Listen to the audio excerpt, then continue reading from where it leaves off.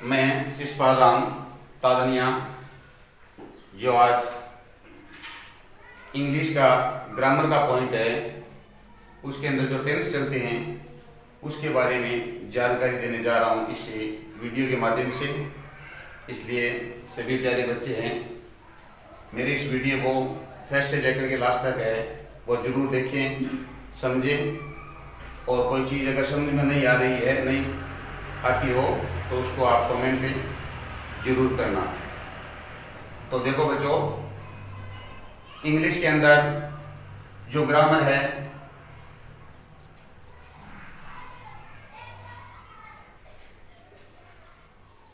वो main point होता है। इंग्लिश से हिंदी, हिंदी से इंग्लिश, इन दोनों को ट्रांसलेट करने के लिए हमें ग्रामर की बहुत ही आवश्यकता पड़ती है। और इसी के अंदर जो पहला सबसे इंपॉर्टेंट पॉइंट होता है वो आता है टेंस। टेंस, अब इस टेंस को है, टेंस का मतलब होता है काल। इस काल को हम दूसरे शब्दों में और क्या कहते हैं, समय कहते हैं। तो टेंस समय या काल है, इसको हमें मोटे तौर से मुख्य रूप से 3 भागों में और विभाजित करते हैं, डिवाइड करते हैं। तो उसमें जो पहला आता है वो आता है present tense. Present tense, present tense का मतलब होता है वर्तमान काल, और वर्तमान काल का मतलब होता है वह समय जो, यानी समय जो चल रहा है। वर्तमान जो समय चल रहा है उसको हम अंग्रेजी में है वो प्रेजेंट के नाम से जानते हैं, और इसलिए उसको हिंदी में बोलते हैं वर्तमान। और वर्तमान का मतलब हो गया जो समय चल रहा है। 2 नंबर पर लेते हैं हम पास्ट। पास्ट का मतलब होता है भूतकाल। भूतकाल का मतलब वो समय जो बीत गया है, अर्थात समय जो बीत गया है। जो समय बीत गया है वो चाहे सेकंड के पीछे गिनता हो, चाहे मिनट का हो, चाहे घंटों का, चाहे दिन का हो, या महीनों का, वर्षों का, अब से जो पीछे समय बीत गया है उसी का नाम है, अंग्रेजी में उसको पास्ट बोलते हैं और हिंदी में उसको भूत बोलते हैं। और टेंस आ गया तो उसका मतलब उसका हो गया काल। अब 3 नंबर पर जो आता है वो आता है फ्यूचर, अर्थात फ्यूचर टेंस। फ्यूचर टेंस का मतलब होता है भविष्य काल। भविष्य काल, भविष्य काल को हम दूसरे शब्दों में जिस प्रकार ऊपर ने वर्तमान की, भूतकाल की, अर्थात प्रेजेंट पास्ट की जैसे हमने व्याख्या की है, इसी तरह इसके जो फ्यूचर टेंस है उसको हम कहेंगे कि समय जो आगे आने वाला हो, अर्थात अब से जो आगे आने वाला समय है वो चाहे घंटे बाद में हो, चाहे आधे घंटे बाद में हो, चाहे 1 दिन बाद में हो, जो अब आने वाला समय है उसी का नाम है वो फ्यूचर है, टेंस है, अर्थात भविष्य काल है। तो मोटे तौर से हम इस टेंस को है वो 3 भागों में विभाजित करते हैं। तो हम यहाँ पर लिख सकते हैं मुख्य रूप से टेंस है वो 3 प्रकार के होते हैं, अर्थात हम इसको लिख सकते हैं कि मुख्य रूप से टेंस 3 प्रकार के होते हैं। अब वो 3 प्रकार के कौन से होते हैं वो नीचे दे दिया। प्रेजेंट टेंस वर्तमान काल, अर्थात वह समय जो चल रहा है। पास्ट टेंस यानी भूतकाल जो समय बीत गया है। फ्यूचर टेंस जो यानी भविष्य काल जो समय आगे आएगा। तो ये था हमारा टेंस मुख्य रूप से 3 प्रकार का।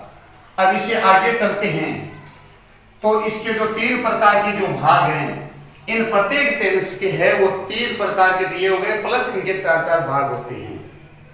उन चारों का नेम है वो सेम है। जब हम प्रेजेंट पढ़ते हैं तो उसको क्रम से present indefinite, present continuous, present perfect continuous और present perfect continuous, present perfect continuous, 4 भाग हुए। फिर हम उसको पास्ट को पढ़ेंगे तो पास्ट के अंदर क्या होगा, पास्ट इंडेफिनिट पढ़ेंगे, उसके बाद पास्ट कंटिन्यूस पढ़ेंगे, पास्ट परफेक्ट पढ़ेंगे, पास्ट परफेक्ट कंटिन्यूस पढ़ेंगे और उसके बाद में जब फ्यूचर टेंस आएगा तो फ्यूचर का हम पहला भाग पढ़ेंगे, फ्यूचर इंडेफिनिट, फिर फ्यूचर कंटिन्यूस, फिर फ्यूचर परफेक्ट और फिर फ्यूचर परफेक्ट कंटिन्यूस। तो कुल मिलाकर मुख्य रूप से हमारे हैं वो 3 टेंस है और प्रत्येक टेंस के 4 भाग हैं। तो कुल मिलाकर हमारे हैं वो टेंस है वो कितने हो गए, 4, 3 × 4 यानी 12। तो कुल टेंस है वो 12 हो गए। अब वो जो प्रत्येक के जो 4 भाग हैं वो कौन कौन से हैं, उसमें 1 नंबर पर आता है इंडेफिनेट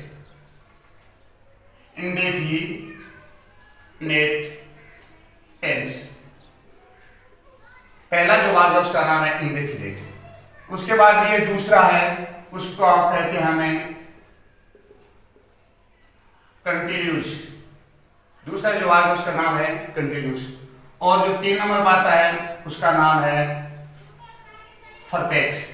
और जो चौथा जो भाग है उसका नाम है परफेक्ट कंटिन्यूस। अब हम प्रेजेंट को पहले लेते हैं तो उसको हम पढ़ेंगे, पहला प्रेजेंट इंडेफिनिट टेंस, दूसरा पढ़ेंगे प्रेजेंट कंटिन्यूस टेंस, फिर पढ़ेंगे प्रेजेंट परफेक्ट टेंस और फिर पढ़ेंगे प्रेजेंट परफेक्ट कंटिन्यूस टेंस।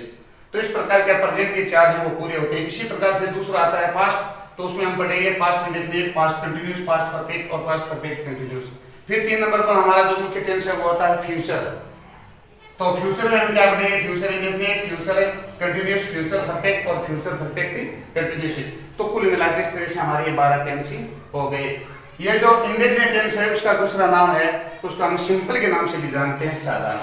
जो कंटिन्यूस टेंस आया है हमारा, इसका हम दूसरे नाम किस नाम से जानते हैं, इसको हमें जो ये कंटिन्यूस शब्द है उसको प्रोग्रेसिव के नाम से भी जानते हैं।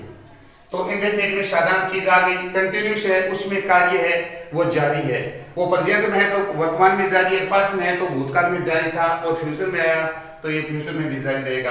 परफेक्ट का मतलब होता है पूर्ण, अर्थात उसमें कार्य है वो पूर्ण हो गया। प्रेजेंट में है तो पूर्ण हो चुका है और पास्ट में जाएगा तो पूर्ण हो चुका था और फ्यूचर में जाएगा तो पूर्ण होगा।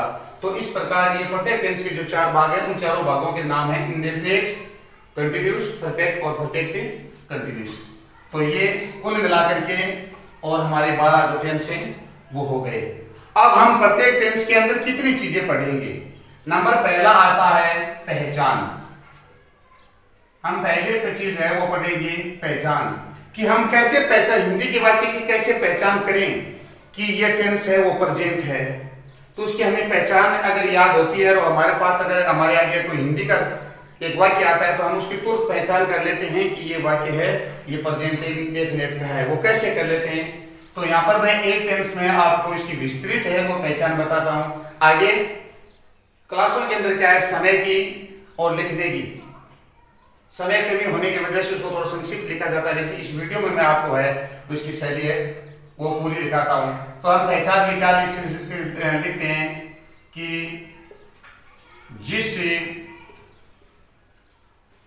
हिंदी वाक्य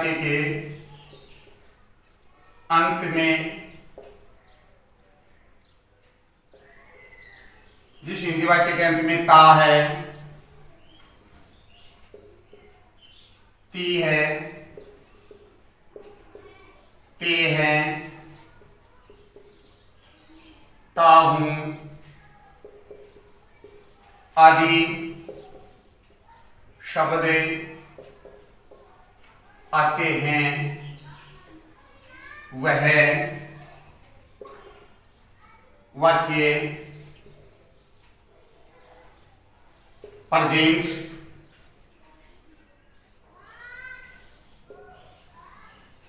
इंडेफिनिट टेंस का होता है।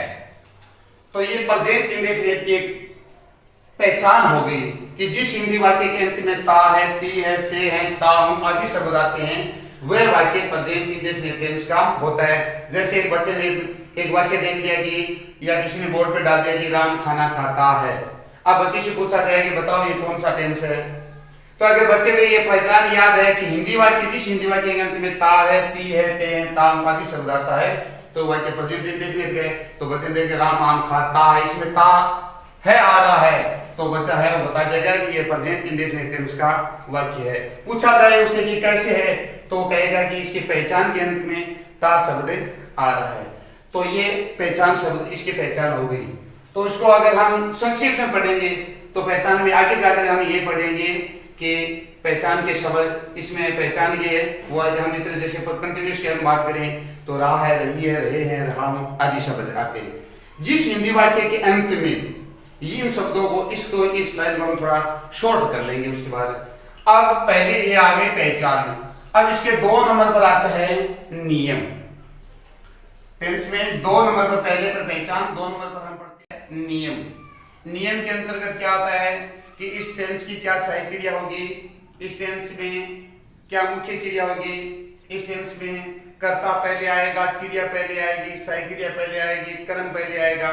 तो इसके हिसाब से ये बताएगा। तो इस नियम में हम पहले लेंगे नंबर 1 कि यदि कर्ता एक वचन हो, यदि कर्ता एक वचन हो, एक वचन का मतलब हम यहां पर लिखेंगे कि कर्ता एक वचन, कर्ता एक वचन।